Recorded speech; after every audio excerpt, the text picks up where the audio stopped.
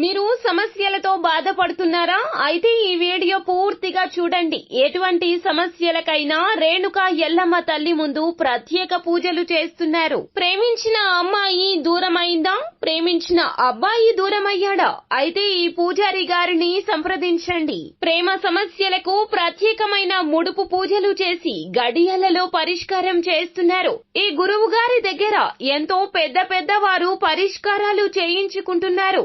భార్యాభర్తల సమస్యలు, డబ్బు సమస్యలు, వ్యాపారంలో నష్టం రావడం, అనుకున్న పనులు కాకపోవడం, ఇంటి సమస్యలు, సంతానం లేకపోవడం, అప్పుల బాధలు, ఇంకా తీరని సమస్యలు ఉంటే రేణుకా ఎల్లమ్మ తల్లి పూజారి గారిని సంప్రదించండి. ప్రత్యేకమైన పూజలు చేసి దూరంలో ఉన్న వారికి ఫోన్ ద్వారా పరిష్కారం చెబుతున్నారు. Phone number 9515466718. ఫ్రెండ్స్, అందరికీ నమస్కారం అండి.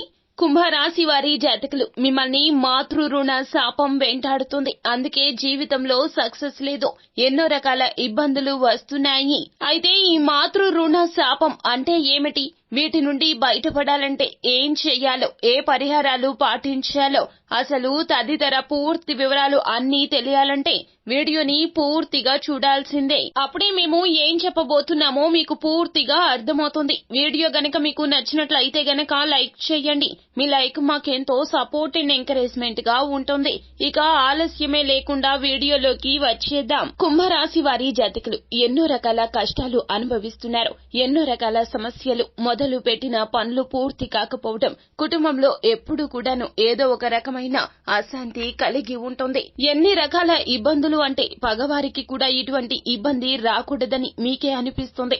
ఉద్యోగం వచ్చే ప్రయత్నం చేస్తూ ఉంటారు, చివరాఖరకు ఉద్యోగం రాకుండా అయిపోతుంది. అలాగే ఉద్యోగంలో పై స్థాయి ప్రమోషన్ వస్తుంది. ఇక అయిపోయింది అని అనుకున్న పని కూడాను ఆగిపోతుంది, ప్రమోషన్ ఆగిపోతుంది. వ్యాపారంలో కూడాను లాభం వచ్చే చోట నష్టం వస్తూ ఉంటుంది. కుటుంబంలో జీవిత భాగస్వామికి మీకు మధ్యన అలజడులు కలుగుతూ ఉంటాయి. సంతాన పరంగా ఇబ్బందులు వస్తూ ఉంటాయి. అపమృత్యు బాధపడి కుటుంబంలో చనిపోవడము, ప్రాణాలు పోవడము, ఆత్మహత్యలు చేసుకోవడము, యాక్సిడెంట్స్ జరుగుతూ ఉండడము, ఒక సమస్య తీరిందంటే మరొక సమస్య మిమ్మల్ని చుట్టుముట్టడము, ఇవన్నీ కూడాను మీకు కలిగిన మాతృ రుణ శాపం రీత్యానే జరుగుతున్నాయి అని చెప్పడంలో సందేహం లేదు.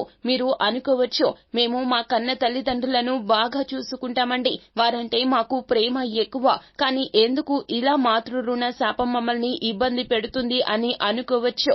మాతృ రుణ శాపం అంటే ఈ జన్మలో కాదండి, పూర్వ జన్మలో కలిగినటువంటి శాపం కావచ్చు. లేదా మీ యొక్క పూర్వీకులు వారి యొక్క మాతృమూర్తి పట్ల కఠినంగా వ్యవహరించిన తాలూకా పాపం కూడా శాపంగా పరిణమించి ఉండవచ్చును. మీ యొక్క పూర్వీకులకు చెందినటువంటి మాతృ రుణ శాపం కావచ్చు. ఈ యొక్క శాపం ఉంటే గనక జీవితం ఎప్పుడు కూడాను చికాకుగానే ఉంటుంది, విసుగుగానే ఉంటుంది. పని ఒత్తిడి ఉన్నప్పటికీ శ్రమకు తగ్గ ప్రతిఫలితం దక్కదు. ఎప్పుడు చూసినా ఇంట బయట సమస్యల సుడిగుండాలతో, అప్పుల ఊబిలో కూరుకుపోతూ, చేయాల్సింది చేయలేక, ఉన్నదానితో సర్దుకోలేక, నీలాప నిందలు అనుభవిస్తూ జీవితం మీద విరక్తి కలగడం ఖాయంగా చెప్పొచ్చు. అయితే ఈ మాతృ రుణ శాపం నుంచి విముక్తులు కలగాలంటే మీరు ఏం చేయాలో కూడా ఇప్పుడు తెలుసుకుందాము.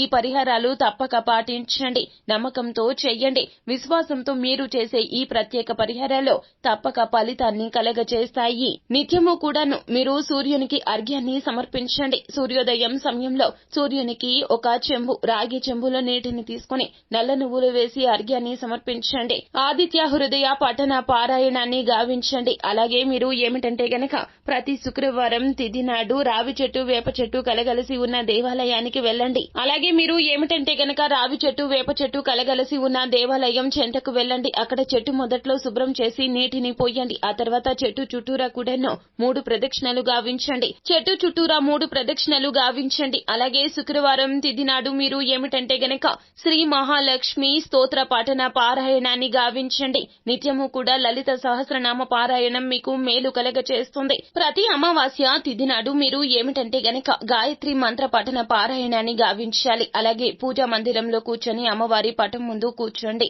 అమ్మవారి అమ్మవారికి ఎరుపు రంగు పువ్వులతో పూజను చేయండి. ఆ తర్వాత శ్రీ సూక్త పఠన పారాయణాన్ని గావించండి. దేవి కాళికా స్తోత్ర పఠన పారాయణం గావించండి. అలాగే అమావాస్య తిథి నాడు మనస్ఫూర్తిగా మీ యొక్క డబ్బు వృధా అవుతుంది అని కాకుండా పేదవారికి భోజనాన్ని పెట్టండి, లేదా బ్రాహ్మణుడికి కడుపు నిండా ఒక్కరికైనా భోజనాన్ని పెట్టండి. మీకు తోచినంత వస్త్ర రూపంలో కానీ, వస్తు రూపంలో కానీ, ఆహారం రూపంలో కానీ దానంగా ఇవ్వండి. ఇలా చేస్తే గనక మీ పూర్వీకుల పాపాల తాలూకా ఉన్నటువంటి శాపాలు తొలగిపోతాయి. అలాగే మీరు తెలుసు తెలియక చేసినటువంటి పాపాలు పోతాయి. మాతృ రుణ శాపం నుండి తప్పించుకున్న వారు అవుతారు.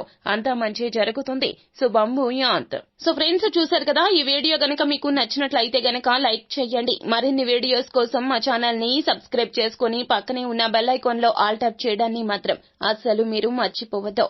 Thank you.